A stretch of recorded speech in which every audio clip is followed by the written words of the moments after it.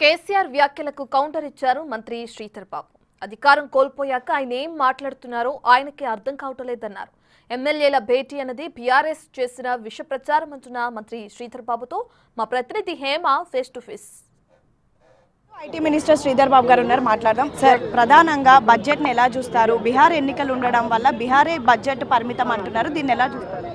తప్పకుండా ఇది ఎన్నికలకు సంబంధించి బీహార్ కానీ ఢిల్లీకి సంబంధించింది కానీ ఎన్నికలు ఉన్న సందర్భంలో అదేవిధంగా ప్రత్యేకించి బీజేపీకి మద్దతు పలికిన వారి అనుబంధ పార్టీలకు సంబంధించిన ఉన్న ప్రభుత్వాలకి కేటాయింపులు జరిగిందని, ఆ కేటాయింపులు ఏ విధంగా ఆ రాష్ట్రాలకు జరిగిందో సముచితంగా మా రాష్ట్రం కూడా రావాలనే ఒక డిమాండ్ చేస్తూ ఉన్నాం. సార్, పక్క రాష్ట్రం ఆంధ్రకు కూడా నిధులు ఇచ్చారు. మన తెలంగాణలో ప్రధానంగా బీఆర్ఎస్ వాళ్ళు ఏమన్నారంటే 8+8 = 0 అయింది.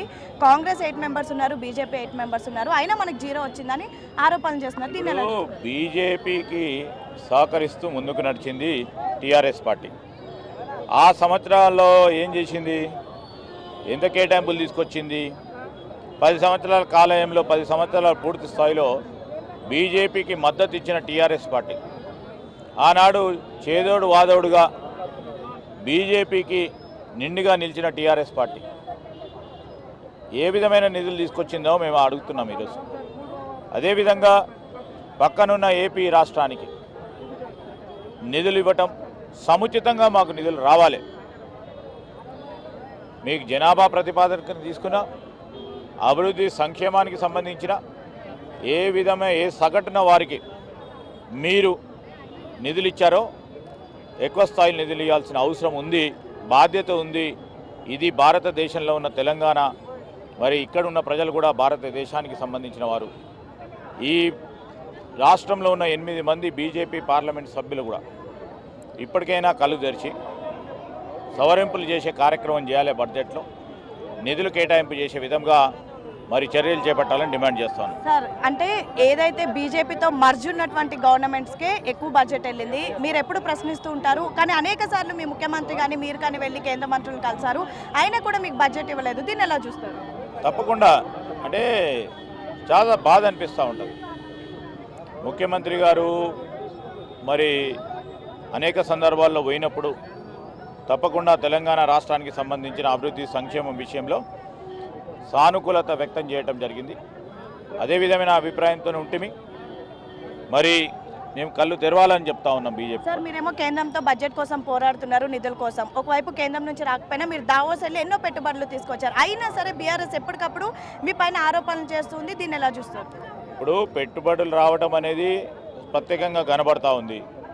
ఆరోపణలు చేసిన వాళ్ళు చేస్తూనే ఉంటారు, మా పని మేము చేసుకుంటే పోతుంటాం. మా పని రాష్ట్ర ప్రజానికానికి సంబంధించిన అభివృద్ధి, ఈ ప్రాంతంలో ఈ రాష్ట్రంలో ఉంటున్న నిరుద్యోగ యువతి యువకులకు ఉద్యోగ అవకాశాలు కల్పించాలని మా సంకల్పం.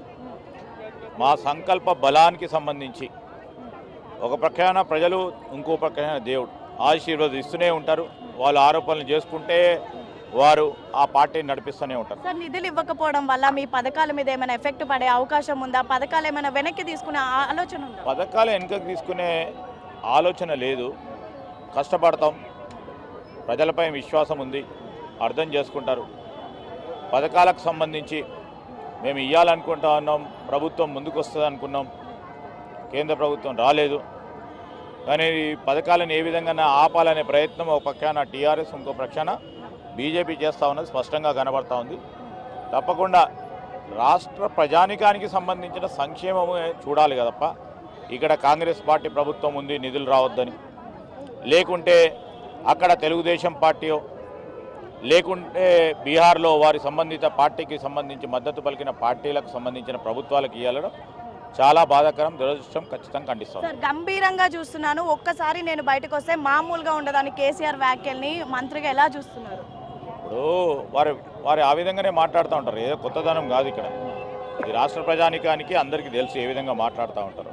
బడ్జెట్ పైన బీఆర్ఎస్ వాళ్ళు చేసినటువంటి ఆరోపణలను మంత్రి శ్రీధర్ బాబు ఖండించారు. గత 10 సంవత్సరాలు కూడా వాళ్ళ ప్రభుత్వంలో ఉన్నప్పుడు ఒక్క రోజు ఒక్క రూపాయి కూడా రాష్ట్రానికి తీసుకురాలేదు. ఇప్పుడు మాట్లాడడం చాలా సిగ్గుచేటుగా ఉంది అంటున్నారు. అదేవిధంగా కేసీఆర్ రీసెంట్గా చేసినటువంటి వ్యాఖ్యల పైన కేసీఆర్ అనే వ్యక్తి ఇలానే మాట్లాడుతుంటారు. అలా మాట్లాడకపోతే మనం ఆశ్చర్యపోలే. అండ్ మోరోవర్ ఏదైతే ఎమ్మెల్యేలతో జరిగినటువంటి భేటీ ఉందో అది కేవలం వాళ్ళ పర్సనల్ మాత్రమే. అంతకు మించి బీఆర్ఎస్ చెప్తున్నటువంటిగా ఎటువంటి కుట్ర ఎటువంటి వ్యతిరేకత అయితే లేదు అంటూ అయితే ఐటీ మినిస్టర్ శ్రీధర్ బాబు చెప్తున్నటువంటి పరిస్థితి.